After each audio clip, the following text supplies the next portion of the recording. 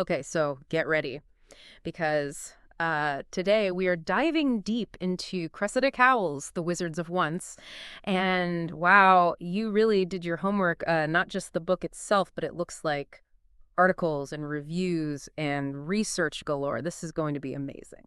It is going to be fun. And, one of the things that really strikes me about Cowell's work here is that she's using these like classic fantasy tropes, right? The ancient forests and warring factions. Mm. But she somehow manages to make them feel fresh and new. It's not just a simple good versus evil kind of thing. You know what I mean? It's these characters who are really struggling with their own prejudices and insecurities. And it's just really fascinating. You know what, I was thinking about her background and how she spent her childhood on that remote Scottish island. And I just wonder if that, being surrounded by nature but also isolated, if that somehow played a role in how she creates these imaginative worlds. Yeah. I mean, it's certainly possible, those early experiences can have a huge impact on a writer and how they see things. But let's get back to the Wizards of Once. So we've got these wizards and warriors, right? And they're locked in this age-old conflict, and both sides are totally convinced that they're the only ones who deserve to exist. Yeah. I mean, talk about a recipe for disaster. It really makes you think, doesn't it, about how easy it is for us to fall into those us versus them mentalities, even when the differences aren't even real. Exactly. And Cowell throws a real curveball into the mix right from the start with our two main characters, Xar and Wish. Oh, yeah, let's talk about Xar first. So he's a wizard prince, right? But he has no magic. Can you imagine the pressure of being the son of the enchanter and not having a drop of magical ability? It's not even just about the pressure to live up to everyone's expectations. Czar's lack of magic really forces him to face this deep internal prejudice that he has. He's grown up believing that wizards are just better than warriors. But now he finds himself in a position where he needs their help, their strength and skills to get what he wants. It's a brilliant way to set up his character development. So he's kind of like the ultimate underdog, right? He's not just defying what everyone expects of him, but also his own preconceived notions about everything. Exactly. And then on the other side, we have Wish, this warrior girl. But here's the twist. She's the one with the forbidden magic. She's got this witch's spoon. Wait a minute, witches? I thought they were all gone extinct. Is this like foreshadowing? Is Cowell hinting that there's this hidden magical power that's about to come back? It's definitely a possibility. She's so good at layering her stories. Yeah. And that little detail about the witch's spoon just opens up all these questions and possibilities. Yeah. But back to Kier. Wish, she's tough and capable, but she's carrying this secret that could get her kicked out of her own community. It's really interesting how Cowell creates these like parallel problems for both Xar and Wish. They're both outsiders in their own ways, and they're both struggling with these expectations and secret desires. It kind of reminds me of How to Train Your Dragon. You know, how Hiccup isn't your typical Viking warrior, but he ends up using his differences to find a new path. Do you see any similarities between those characters and their journeys? Absolutely. There's definitely a theme here about celebrating the underdog and the power of embracing what makes you different. But I think in The Wizards of Once, she takes it a step further. These characters aren't just fighting outside forces, they're also battling their own internal biases. So it's like their journeys aren't just about saving the world, they're about self-discovery and challenging their own beliefs. Exactly. And that's what makes it so interesting. It's not just about magic and fighting, it's also about learning to understand each other. Okay, so tell me, how do these two characters even meet? What throws them together? Well, Xar is desperate for some magic of his own right. So he decides to head into the Forbidden Badwoods. It's classic, the hero going into dangerous unknown territory. But what he finds there isn't the magic he was expecting. He finds Wish. Hold on, so the wizard prince, who thinks he's better than all warriors, ends up needing help from a warrior girl in a forbidden forest? That sounds like a recipe for disaster and probably some really funny misunderstandings. Yeah, you could say that. And remember, we're not just talking about two stubborn people here. We're talking about generations of bad blood between these two groups. This encounter could change everything. It seems like Cowell's putting them in a situation where they have to face their prejudices. They have to rely on each other if they want to survive. It's like she's saying, if you can't see past your differences when you're facing a common enemy, you're both in trouble. That's such a good point.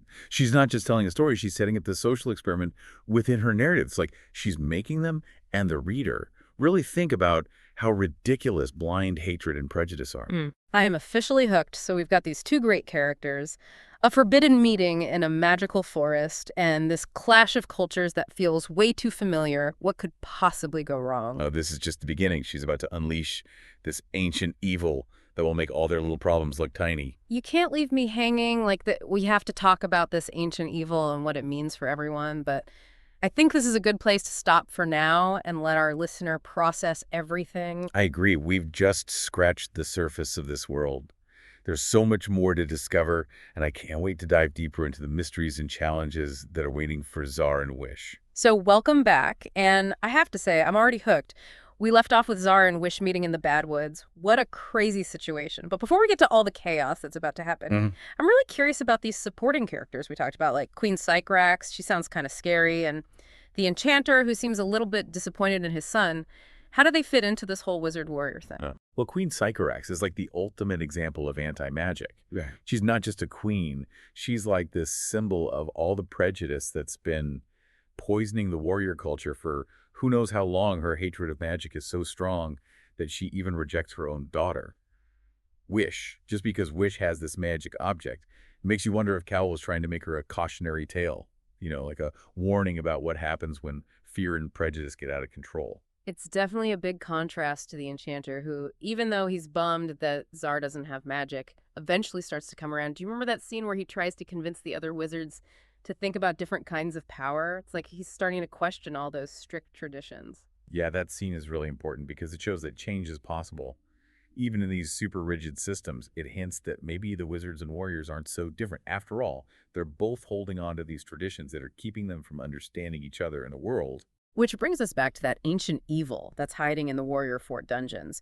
I'm guessing this isn't just some random monster. It probably represents something bigger, right? Oh, definitely. Think about it. Wakes up right in the middle of the warrior stronghold, the place that's supposed to be all about strength and safety. Yeah. It could be like a symbol of the warrior's own fear and hatred, the darkness that's hiding inside them.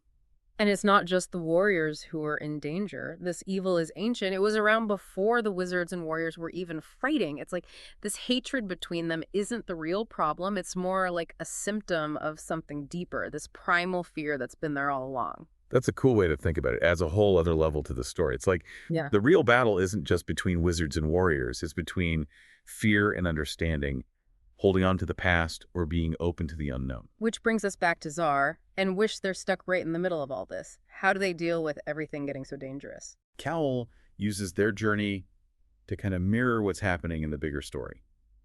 They start out suspicious of each other, just like their people have been for centuries. But as they face these dangers together, they're forced to confront their own biases. They literally need each other to survive. Xar needs Wish's strength and fighting skills, and Wish needs Xar's knowledge and cleverness. It's like Cal is showing us that our differences can actually make us stronger if we learn to work together. And it's not just about practicality. Their shared experiences help them to develop empathy. They start to see each other as people, not just as a wizard and a warrior. There's that scene where Xar protects Wish from his own dad, even though it means going against everything he's been taught. It's a really powerful moment. It shows how close they've become and how they've moved past all that prejudice. That scene is so important because it shows the power of empathy. Xar sees that Wish is a good person even though she's a warrior. He chooses compassion over blind loyalty.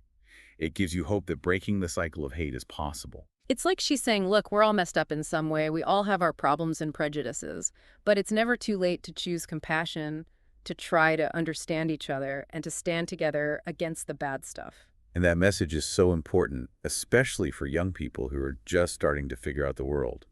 It's a good reminder that even when things seem really different, Len, connection and understanding are always possible. But it's not all serious stuff, right? Cowell is known for her humor, and I bet there are some funny parts in the story, even with all the danger. Oh yeah, for sure. We can't forget about the hilarious side characters like Bodkin Wish's grumpy bodyguard, and Squeeze Jew's that mischievous sprite who's always causing trouble. And what about Caliburn, the talking raven? Is he more than just comic relief? I feel like talking animals in these kinds of stories often have a deeper meaning. They offer some wisdom or guidance. You're right, talking animals are often like a bridge between the human world and the magical world. They can see things differently than humans do.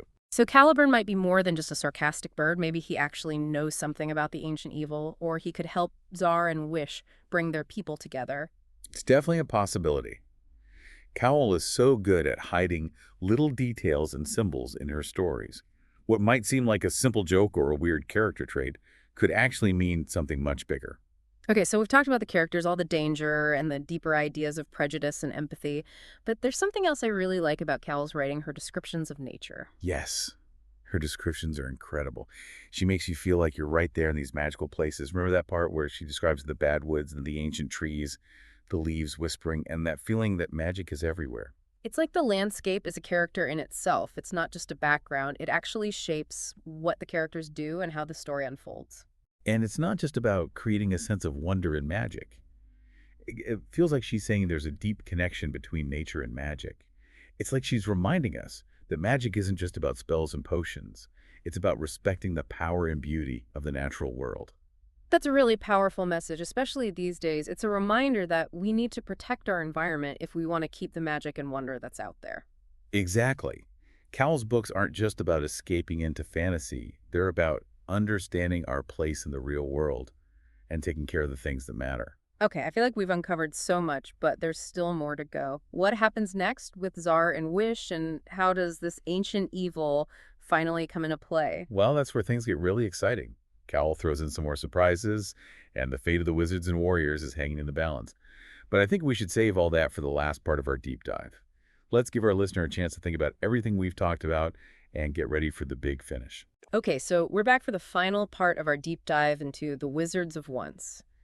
We found all these hidden meanings and talked about some pretty complex ideas, and I just have to know how it all ends. What happens when those personal conflicts we talked about clash with that ancient evil? Well, this is where you can really see how talented Cowell is as a writer. She doesn't shy away from the dark stuff. The fact that both the wizard and warrior worlds could be destroyed. But even within all that darkness, she still manages to weave in this really powerful message of hope. It's like she's reminding us that even small acts of bravery and kindness can make a big difference. It's funny how Cal always flips things around. You've got Czar, this wizard with no magic, and Right. Wish the warrior who embraces this forbidden magic.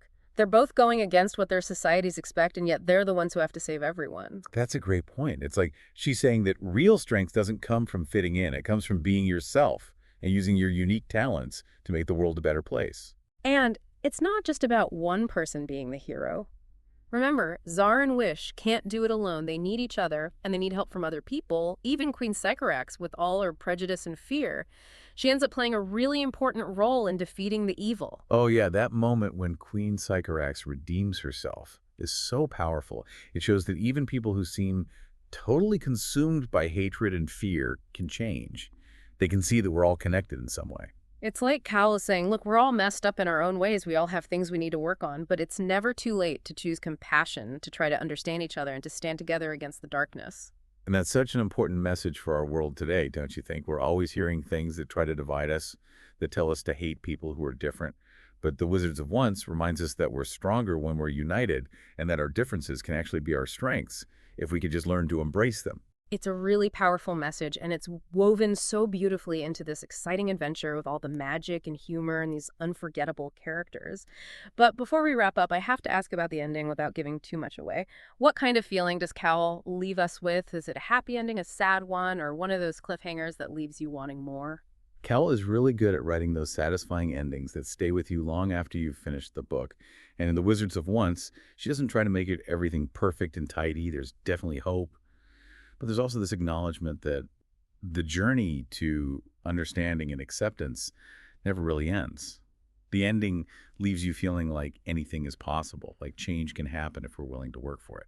I like that it's not just about defeating the bad guy and everyone living happily ever after. It's about the constant effort to build a better world, a world where wizards and warriors and all of us really can get along and learn from each other. Exactly, and that's the real magic of Cowell's writing. It's not just about escaping to these amazing worlds. It's about inspiring us to imagine a better reality for ourselves, Yeah. one where we celebrate our differences and work together to face the challenges ahead. Well said. I think we've covered pretty much everything from the characters and the plot to those deeper themes of prejudice and empathy and the power of connection. So what are some key takeaways for you, dear listener? As you read The Wizards of Once, I want you to pay attention to all the little details, the patterns, the way Cowell uses words to create that sense of wonder and possibility.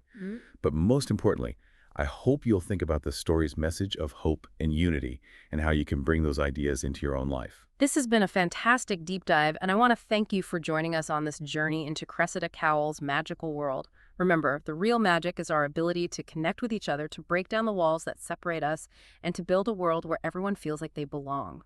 Keep exploring, keep asking questions, and keep believing in the power of stories to change the world.